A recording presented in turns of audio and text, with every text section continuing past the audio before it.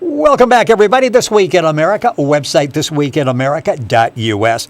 Bob Katz, our guest on the program. Author Bob Katz has written on sports and culture for the New York Times, Chicago Tribune, other publications.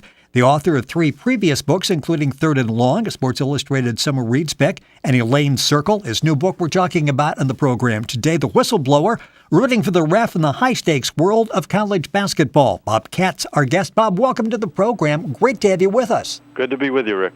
There are so many interesting things to talk about in the book, and basically what you took a year of your life and spent it following referees. What got you to the point where, I'm going to present the game from the perspective of the referee? How did you get to that point?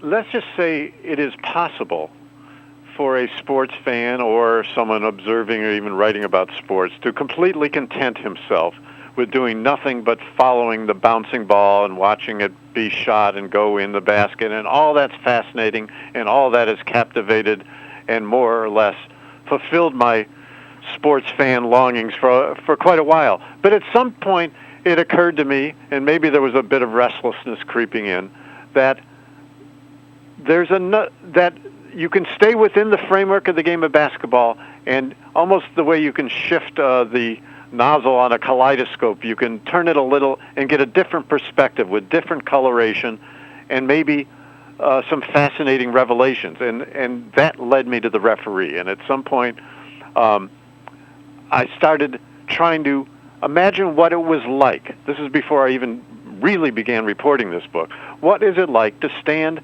on the court what is quite possibly the best seat in the house, or the best perspective in the house, on the court amidst the chaos and the mayhem, with all the flying bodies and all the hyper-competitive athletes surrounding you, and not care who wins or who loses, and bringing to that action a whole different set of objectives, namely, how do we make it fair? How do we make the playing field level? What is it like to be amidst all that turbulence and have a relationship to it that is detached, almost Zen-like? And that is the challenge of officiating college basketball that I thought would be there, and indeed it is, and it's a fascinating kind of dynamic. Well, it makes for a fascinating book. The book is called The Whistleblower, Rooting for the Ref in the High-Stakes World of College Basketball. It gives you a whole different perspective. And after you read the book, you'll start looking at the game a little bit differently, because you'll notice the referees out there, not just when they're blowing the whistle, but you'll notice they're out there during the course of the game. You had the chance to follow Ed Hightower, and that may be the only college referee of any type in basketball that I can actually name. This guy has worked all the major games with 4 championships, 12 Final Fours. And you go back to the first TV game he did, and there's so many stories there. This is back in January of 1983. Talk about that first TV game Sure. he did. He had Michigan State against Iowa, legendary coaches at the time, and his first really chance on the national stage to make a name for himself. Yes, and in telling this, it's a good example of what I feel the richness of the subject matter and the pleasures for a reader would be in reading my book, The Whistleblower. Ed Hightower's first game on national TV was one of his first Big Ten assignments. He was a very young ref. He was told, and even if he wasn't told, he could have fairly guessed that your debut on national TV is a big deal. It is not unlike an actor or a playwright's debut on Broadway, which is to say, you do well, and good things, if not wonderful things, may come of it. On the other hand, screw up, and particularly screw up in crunch time, and it could easily derail your career. And so it was exciting for him as a young ref to be doing this game, and everything went along swimmingly.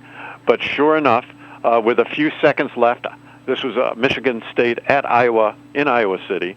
With a few seconds left, Iowa was down by 1. They bring the ball in bounds, and they take a shot, and it looks like the game winner. But Hightower, in just the blink of an eye, thinks he sees one of the Iowa guys passing the ball in, scrapes his foot on the out-of-bounds line, and has to make, as referees must make, that instantaneous, split-second, decisive judgment on what you see or think you see, because there's no time to vacillate. And he blows his whistle.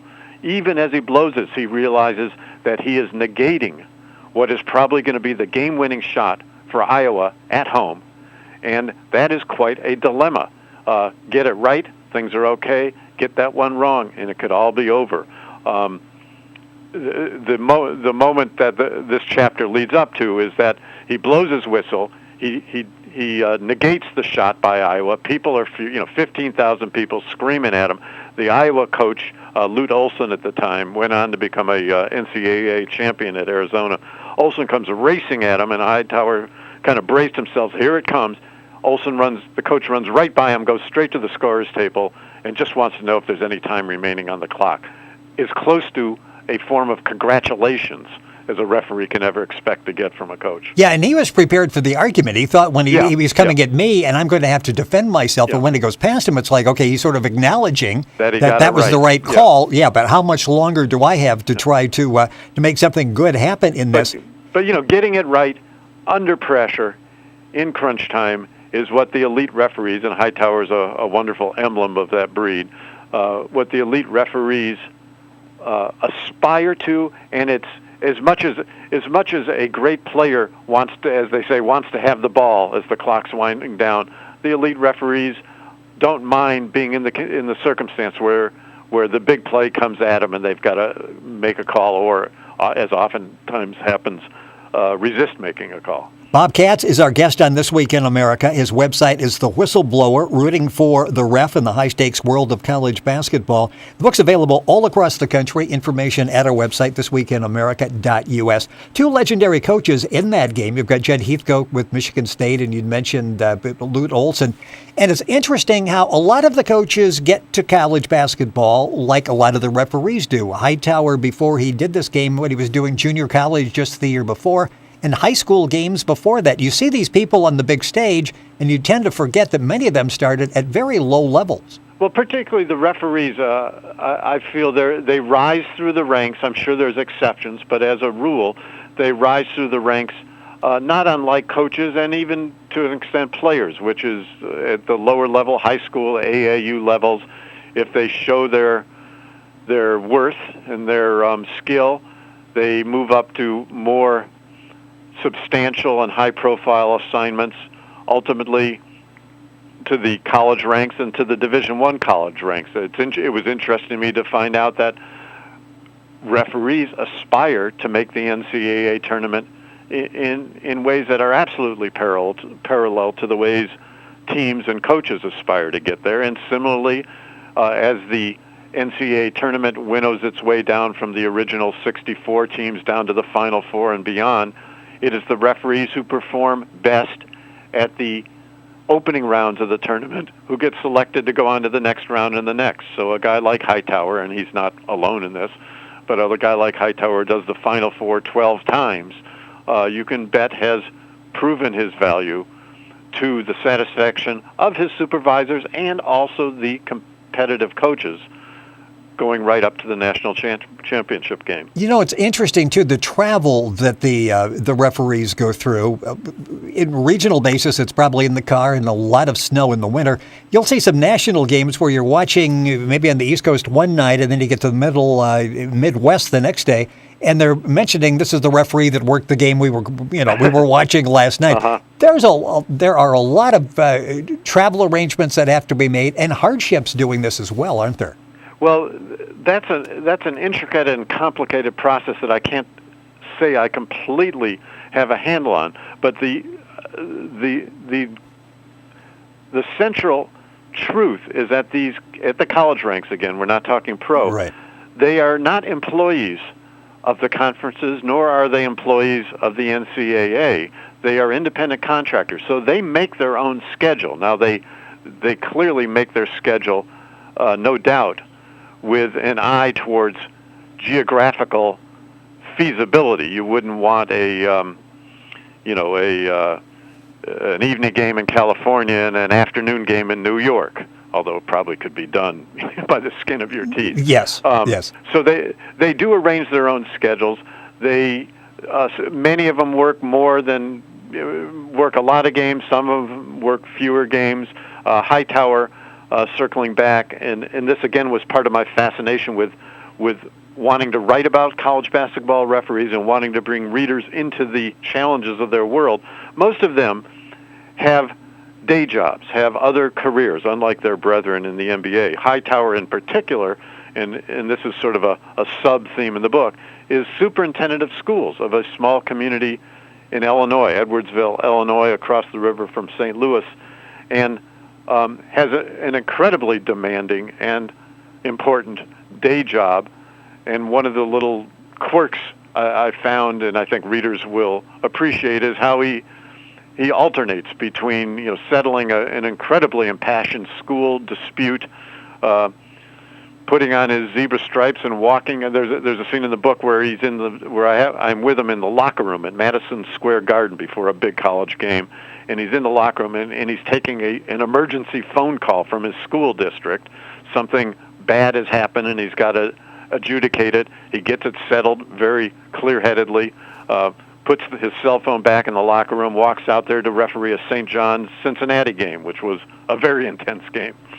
Yes, between those two schools. The book is The Whistleblower, Rooting for the Ref in the High-Stakes World of College Basketball. Bob Katz, our guest on the program, Katz. The book's available all across the country. Information at our website, thisweekinamerica.us.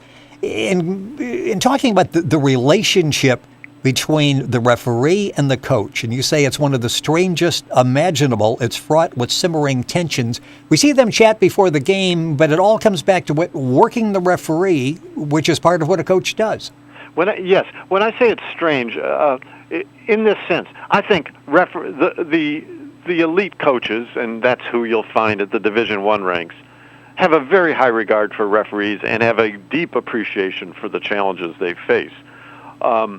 But once the game's going on, that's not what they're being paid to demonstrate. So after hours, in moments of contemplation, you will hear nothing but praise, legitimate praise from the coaches towards the referees. During the game, it's a tense situation. I think the good coaches know that pissing the referee off is not particularly in their self-interest. On the other hand, these are highly emotional experiences. And the other thing that impressed me and I think will jump out at readers of my book is that temperamentally, coaches and referees are almost exact opposites. So you put them both down on the edge or in the middle of a college basketball game. Coaches' complete focus is on winning.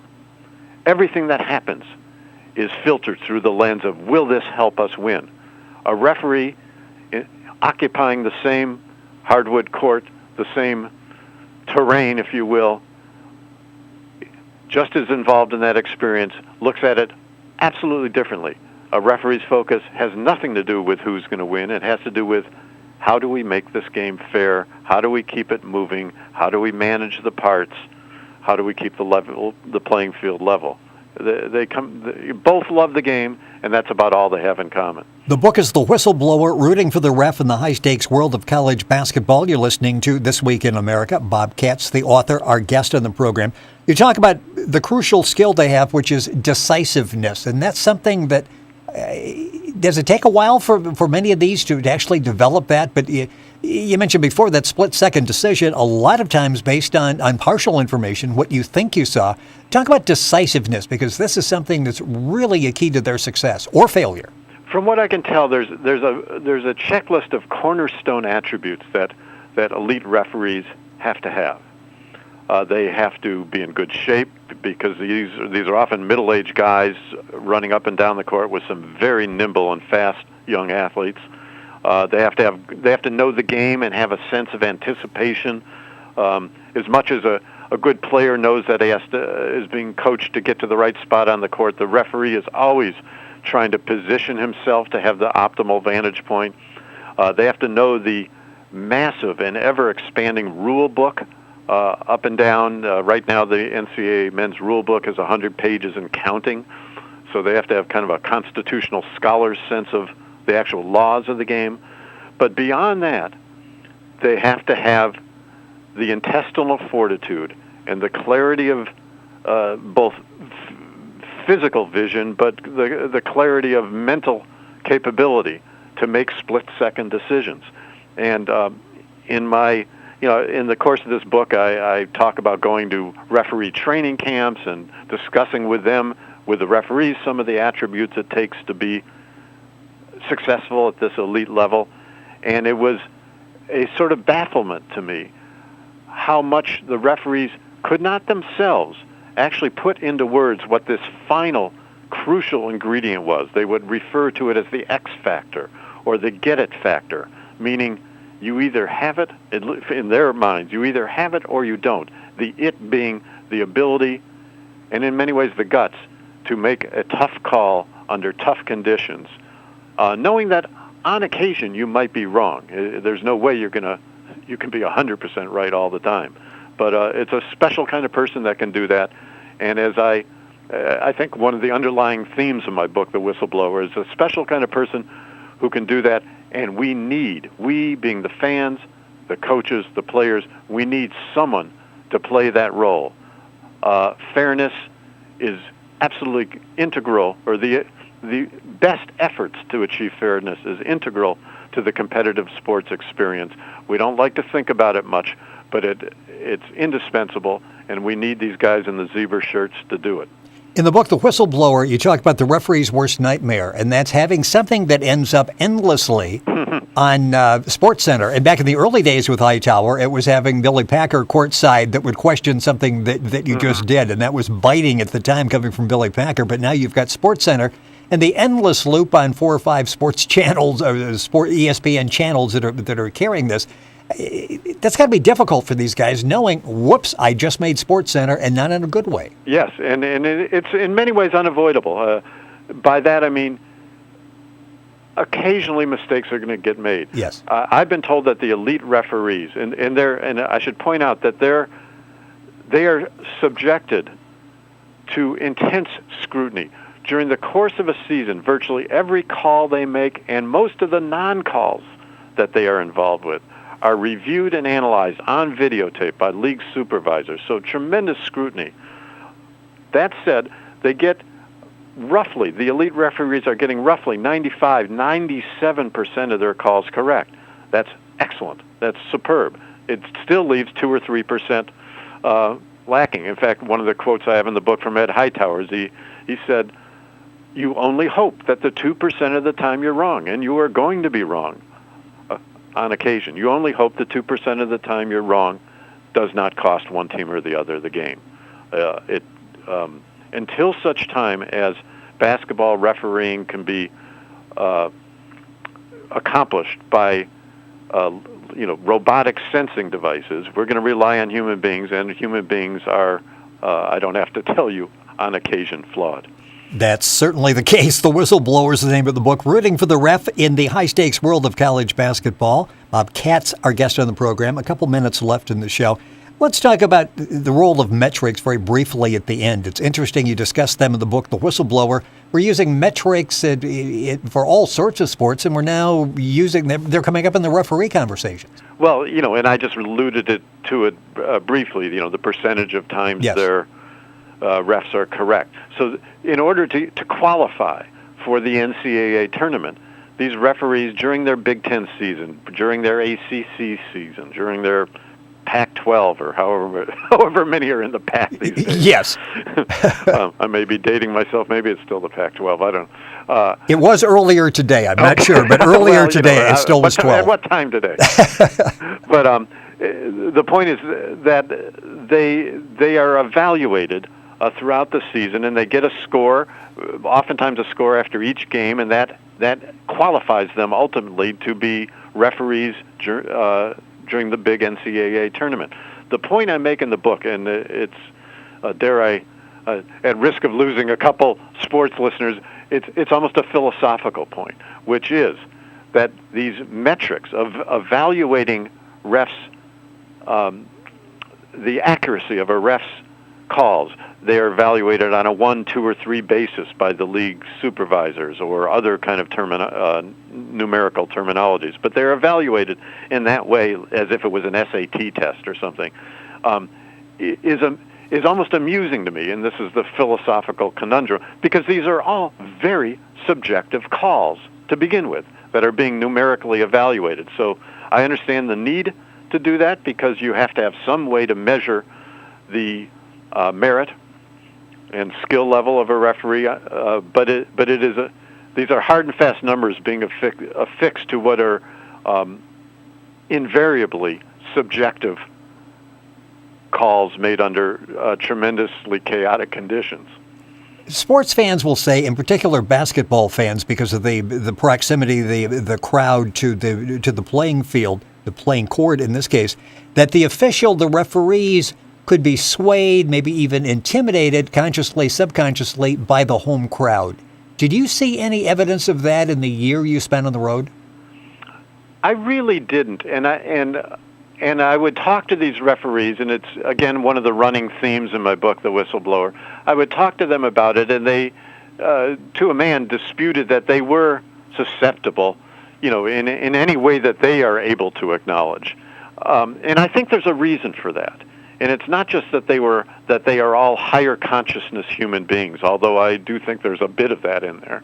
But it's rather that they take the mental focus and the emotional thrust of what they're doing on the basketball court is trained on an entirely different, on an objective that supplants all others, which is they are using every tool they have, and every bit of their collaborative effort as a team of 3 referees to make a game that is fair, to make a game that flows within the aesthetic purposes of the game of basketball. It's not football.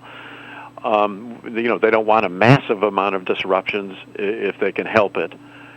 And everything they do is directed that way. And as a consequence, the other things that might get their attention, the yelling from the coaches, the perhaps regional preferences they might have because they grew up in North Carolina and this is a North Carolina game, whatever, it really doesn't matter. It's all a backseat to what is, for them, an overwhelmingly important and difficult challenge, which is getting it right. It is an excellent book, The Whistleblower, Rooting for the Ref in the High-Stakes World of College Basketball. Bob Katz has been our guest on the program, KATZ. The book's available all across the country. And, of course, information available at our website, thisweekinamerica.us. Bob, I enjoyed the book. It gives you a whole different perspective of the people you see running around in the striped shirts out on the basketball court. The Whistleblower, the name of the book. Excellent job. Thank you for being with us on the program. I appreciate the time, Rick. You're listening to This Week in America, website thisweekinamerica.us.